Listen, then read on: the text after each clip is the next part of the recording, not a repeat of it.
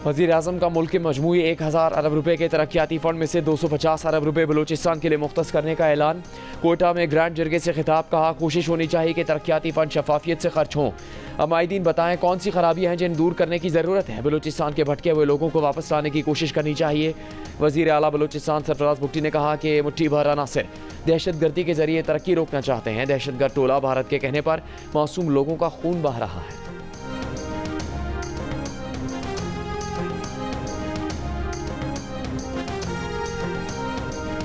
भारतीय फ़ौज ने भी पाक फ़िज़ाई के हाथों भारतीय तैयारे गिराने का एतराफ़ कर लिया। भारतीय फ़ौज के chief of defence staff Anil Chauhan ने कहा कि अहम ये नहीं कि कितने तैयारे गिरे, अहम यह है कि तैयारे क्यों गिरे। भारत ने इस टेक्टिकल गलती का पता लगाया जो तैयारे गिरने का सबब बनी और बाद में इसे ठीक भी कर लिया गया। मुस्बत मुआशी आशारियों का असर, पाकिस्तानियों का मुआशी मुस्तकबिल पर एतमाद बढ़ गया। 15% का इजाफा हुआ। 36% पाकिस्तानी खुद के माली हालात में बेहतरी के लिए पुरुमीद दिखाई दिए। मुआशी मुस्तकबिल से मायूस पाकिस्तानियों की शरह 16% कमी के बाद 44% पर आ गई। इप्सॉस पाकिस्तान ने नया सर्वे जारी कर दिया। घरेलू अशिया की खरीदारी में आसानी का कहने वालों की शरह भी एक साल में दुगनी हो गई। मई 2024 में 10%, जबकि हालिया सर्वे में 19% पाकिस्तानियों ने आम घरेलू अशिया की खरीदारी में आसानी होने का कहा।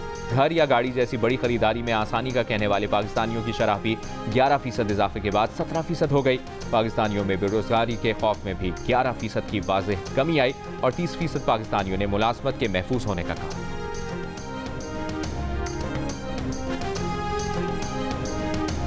खान साहब ने कहा कि अब हमें इतना दीवार के साथ लगा दिया गया है कि हमारे पास कोई ऑप्शन नहीं, कोई अब हम और कुछ नहीं कर सकते सिवाय इसके कि हम अब सड़कों पे आए, गलियों में आए और जगह जगह हम एहतजाज करें पूरे पाकिस्तान में। और उसके लिए उन्होंने कहा है कि मैं उसको लीड करूंगा यहाँ से जेल से एज चेयरमैन, मैं डील करूंगा उसके साथ और ये जो जितनी कार्रवाई और मूवमेंट है वो अब मेरी डायरेक्शन के नीचे होगी। पीटीआई रहनुमा अली जफर का कहना है कि बानी पीटीआई ने कहा है कि वो खुद जेल से एहतजाजी तहरीक की क़यादत करेंगे।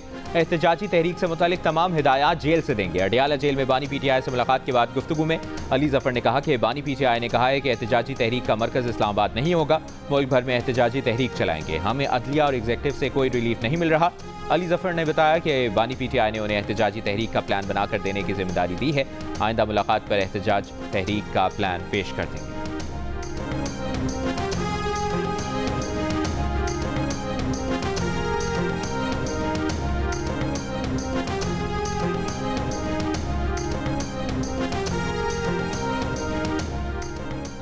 बानी पीटीआई और बुशरा बीबी के खिलाफ अडियाला जेल में तोशाखाना 2 केस की समाअत। बुशरा बीबी का एहतजाजन कमरा अदालत आने से इनकार। जेल हुक्काम ने बताया कि बुशरा बीबी का कहना है कि बानी पीटीआई से मुलाकात नहीं कराई, इसलिए नहीं आएंगी। अदालत 3 घंटे का वक्त देने के बावजूद बुशरा बीबी के ना आने पर बरहम। कहा आइंदा समाअत पर बुशरा बीबी ना आई तो जमानत मनसूखी के अहकाम देंगे। बुशरा बीबी की अदम दस्तयाबी के बाद 4 गवाहों के बयान रिकॉर्ड ना हो सके। मजीद समाअत 3 जून तक मुलतवी।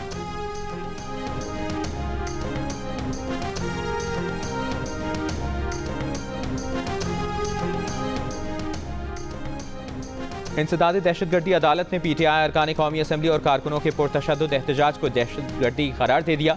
जज ताहिर अब्बास सिफरा ने 9 मई केस में थाना रमना पर हमला जलाओ घेराव केस का तफसीली फैसला जारी कर दिया। मुल्ज़िमान सियासी जमात के रुकन हैं जो बानी पीटीआई की गिरफ्तारी पर एहतजाज कर रहे थे।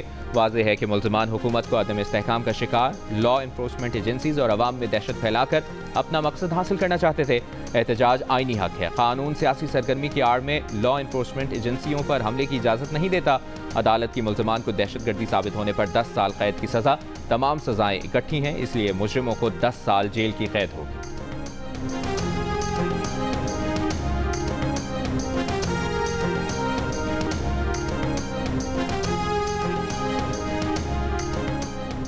अमरीकी डॉक्टर्स और ताजिर बानी पीटीआई से मुलाकात में नाकाम। इस्लामाबाद में 4 रोज़ क़याम के बाद बगैर किसी ब्रेक थ्रू के लाहौर पहुंच गए। एडिटर इन्वेस्टिगेशन अंसार अब्बासी की रिपोर्ट के मुताबिक पाकिस्तानी निजात अमरीकी डॉक्टर्स और ताजिरों का वफ्द बानी पीटीआई से मुलाकात और सियासी मसाइल पर खामोश सिफारतकारी की उम्मीद रखता था। ताहम यह वफ्द अब तक इस्लामाबाद में किसी अहम शख्सियत से रब्ता नहीं कर पाया है, इसलिए वफ्द के क़याम की मुद्दत बढ़ने का इम्कान है। ज़राए के मुताबिक वफ्द को आज वापस अमरीका रवाना होना था। वफ्द का ख्याल है कि बानी पीटीआई को उनकी पाकिस्तान में मौजूदगी का इल्म है और शायद वो उनसे मुलाकात के लिए आमादा हों। ये वफ्द चंद माह कबल भी पाकिस्तान में बानी पीटीआई और एक आला ओहदेदार से मुलाकात कर चुका है।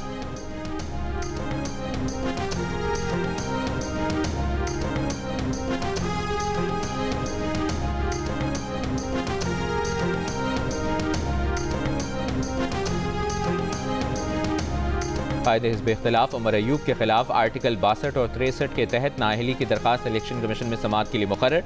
स्पीकर कौमी असम्बली के इलेक्शन कमीशन को भेजे गए रेफरेंस पर समाअत 4 जून को होगी। उमर अयूब के खिलाफ इलेक्शन एक्ट के तहत दरखास्त पर समाअत भी 4 जून को होगी। दरखास्त NA 18 से मुखालिफ उम्मीदवार बाबर नवाज ने दायर की थी।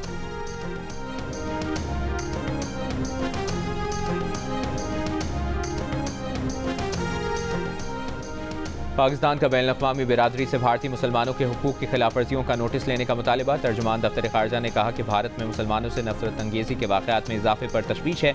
मुसलमानों के खिलाफ नफरत अंगेज़ तकारीर और इम्तियाजी सलूक नाकाबिल कबूल है। भारतीय रियासती इदारों की मिली भगत से मुसलमानों को निशाना बनाया जा रहा है। मजहबी मुनाफरत को हवा देना इलाकाई अमन और हम आहंगी के लिए खतरा है।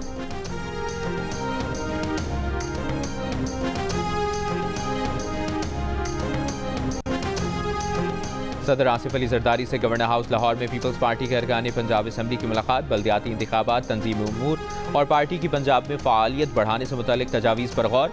सदर आसिफ अली जरदारी की अरकान को आवाम से राबते में रहने की हिदायत। कहा, पार्टी क़यादत अवामी खिदमत के मिशन पर कायम है।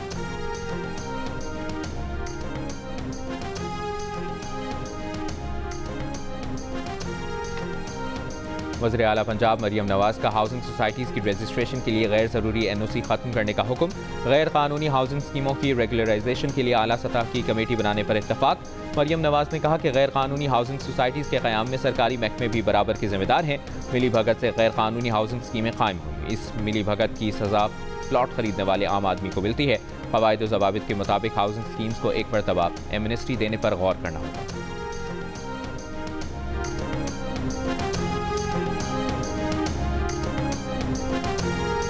वज़ीर आला सिंध मुराद अली शाह ने कहा है कि बजट में पानी, निकासी आब, सोलर, तालीम, सेहत, ज़राअत और सनती तरक्की अहम है।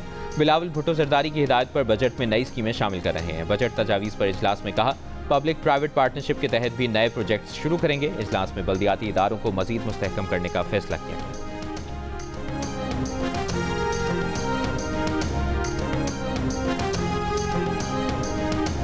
वफाकी वज़ीर दाखिला मोहसिन नकवी का फैज़ाबाद इंटरचेंज का दौरा। ट्रैफिक के बहाव का जायजा लिया। ट्रैफिक का मौसर मैनेजमेंट प्लान तैयार करने की भी हिदायत।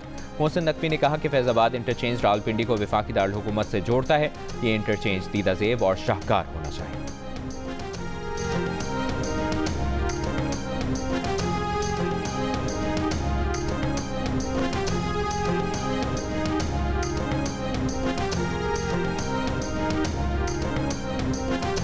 मुल्क में कहीं शदीद गर्मी तो कहीं बारिश और बर्फबारी।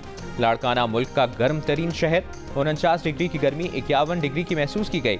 सिब्बी, तुरबत और सक्खर में 48 डिग्री पर 50 डिग्री की गर्मी का एहसास रहा। नवाब शाह में दर्जा हरारत 45, हैदराबाद में 41, लाहौर में 39, बहावलपुर, मुल्तान और कराची में 37 डिग्री सेंटीग्रेड रहा। जहलुम, जफरवाल समेत गिरदो नवाह में बारिश। इस्तौर में कई रोज से जारी बारिश से मामूलात ज़िंदगी मुतासर। दयामर और चलनास में बारिश और बर्फबारी। बाबूसर, नांगा पर्वत और बडूका टॉप पर भी बारिश और बर्फबारी। कोहिस्तान के इलाके जजाल में बारिश के बायस लैंडस्लाइडिंग। शाहराह कराकरम बंद, मजीद लैंडस्लाइडिंग का खदशा। नीलम और भिम्बर में तेज़ हवा के साथ बारिश। रत्ती गली झील और बबून वैली में बर्फबारी। दरियाए नीलम और बरसाती नदी नालों में पानी के बहाव में इजाफा।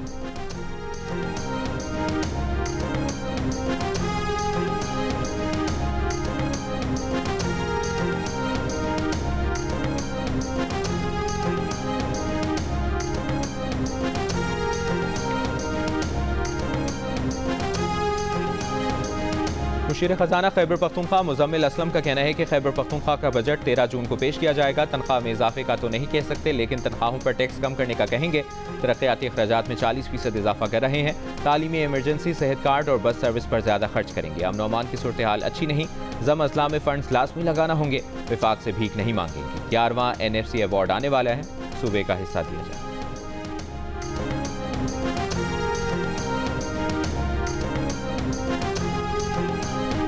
मुल्क भर की मवेशी मंडियों में ईद उल अज़हा के लिए जानवरों की खरीदारी जारी। पेशावर की मंडी में 20 मन वजनी शहजादे की धूम। मंडी बहाउद्दीन की मवेशी मंडी में बैलों की जोड़ी तवज्जो का मरकज। कराची, इस्लामाबाद और पेशावर की मवेशी मंडियों में भी रश।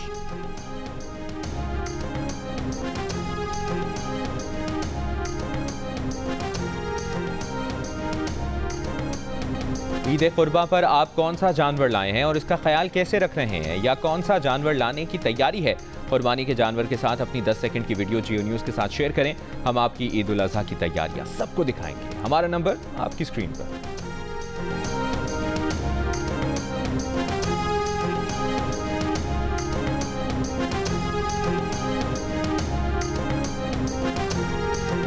अमरीकी सदर डोनाल्ड ट्रंप ने कहा है कि इसराइल और हमास के दरमियान जंगबंदी मुआहदा जल्द हो सकता है।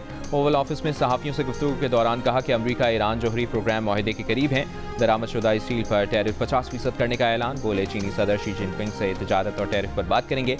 उम्मीद है तिजारत और टैरिफ पर अमरीका चीन इख्तलाफात दूर हो जाएंगे। टैरिफ के मामले पर अदालती जंग जीतना चाहते हैं। गैर मुल्की तालिब इल्मों को फिलहाल अमरीका से नहीं निकाल रहे। हार्वर्ड यूनिवर्सिटी के साथ लड़ाई के बावजूद चाहते हैं कि गैर मुल्की तलबा यहाँ तालीम हासिल करें।